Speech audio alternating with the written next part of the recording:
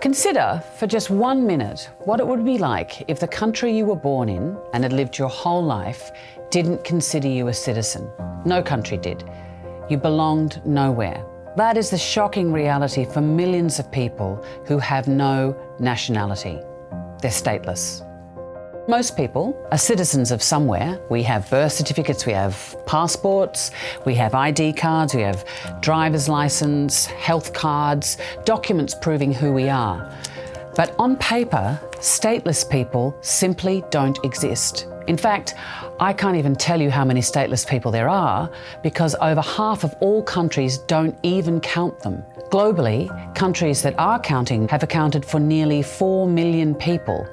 But in all likelihood, the actual number is much, much higher. Without a passport or a national ID, the list of things you may not be able to do is never ending.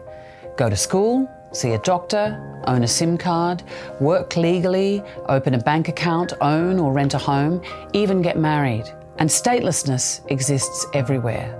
It's not a problem in a far-off land. It's happening in countries like yours or mine.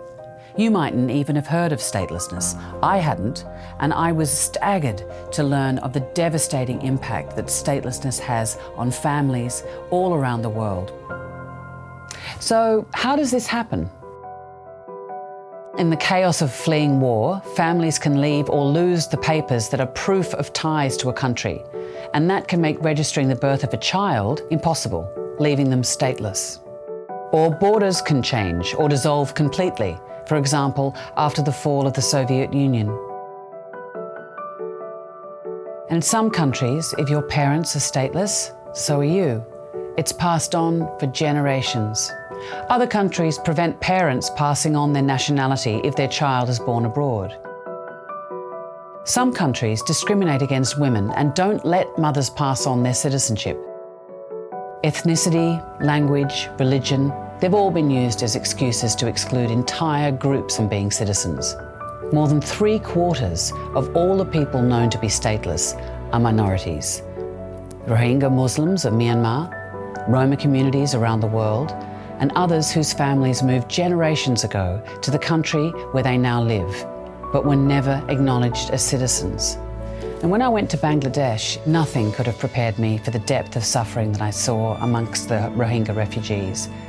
Stripped of citizenship in Myanmar nearly 4 decades ago, they have faced discrimination, persecution, and exile ever since.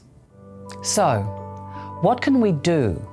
For lawmakers and courts, we say you have the power to challenge and change the laws that lead to statelessness. More and more countries are signing up to the conventions that aim to end statelessness. In some situations, it can be complex.